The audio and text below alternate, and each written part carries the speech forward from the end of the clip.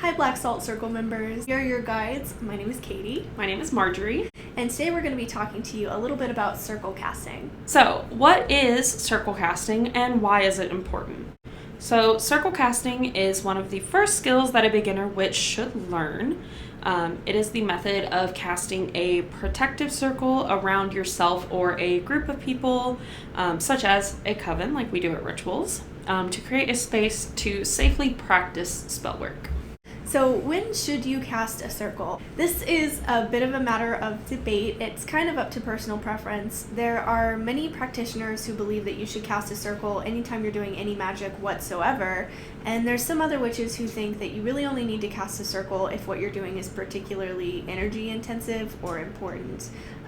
For me personally, when I started as a beginner witch, I did a circle for every single spell that I cast, and as I've kind of grown in my practice, I don't always cast a circle. I definitely do if I'm going to be doing any sort of hedge writing or journey work or any heavy spell work, but if I'm doing something like a simmer pot, I don't always cast a circle. It's kind of up to you. As for Black Salt Circle as a whole, we generally cast a circle. The core council members will call the elements at the beginning of every ritual.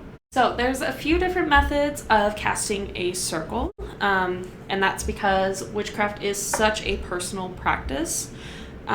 So we can list a few of them. Just keep in mind this is not an extensive list, and like Katie mentioned, it is very personal. So how we cast a circle is not going to be the same as how you cast a circle.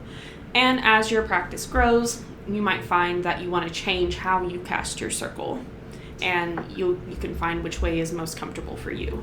One common method of circle casting involves crystals, so witches who might feel particularly drawn to certain crystals might use the ones that correspond to the particular spell that they're casting, or just protective crystals.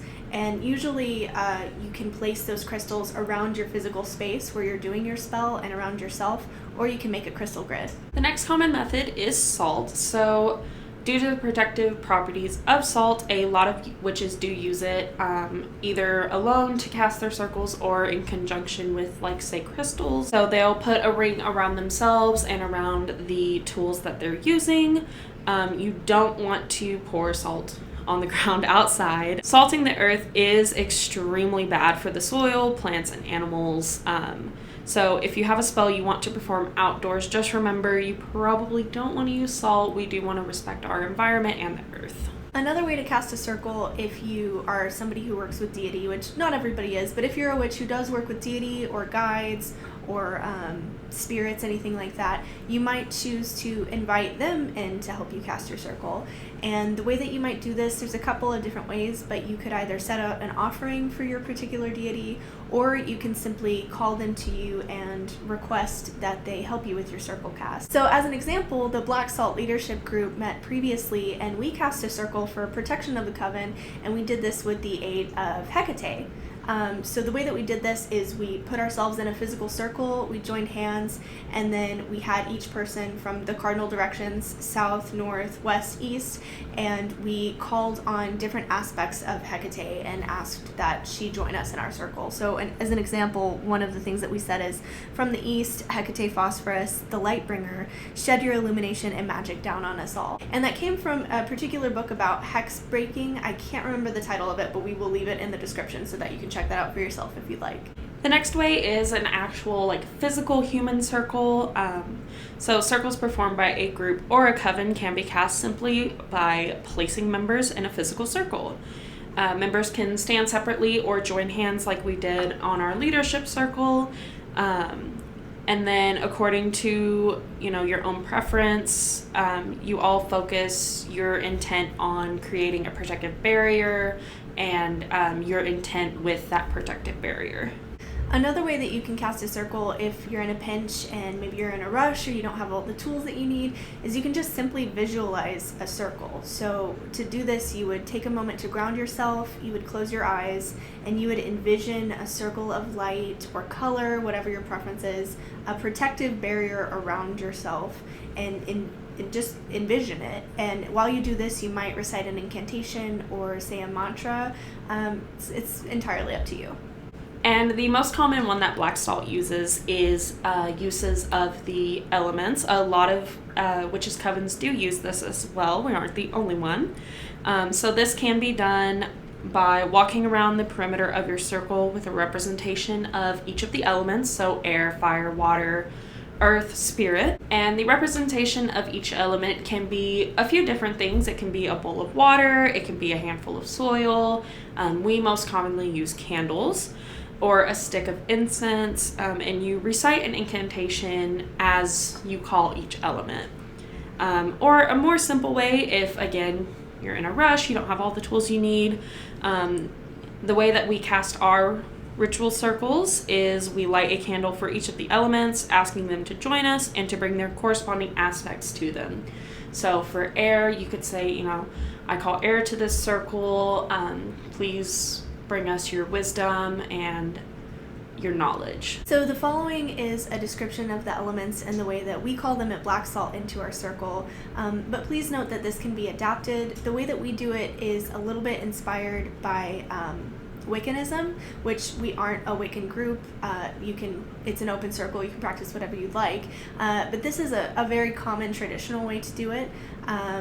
Please note that you can use white for candles if you don't have colored candles on hand. You can also switch the cardinal directions of each of the elements if that makes more intuitive sense to you. So for example, if you live in a place and you have a beach right to the south of you, you might put water in the south instead of having fire in the south. So the way that we call them is we do air first.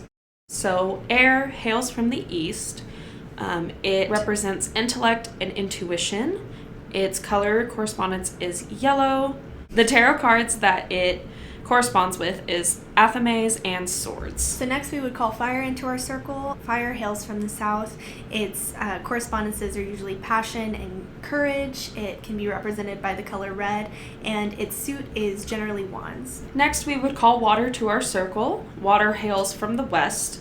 It corresponds with compassion and emotion in general. Its color is represented by blue, and its suit is cups.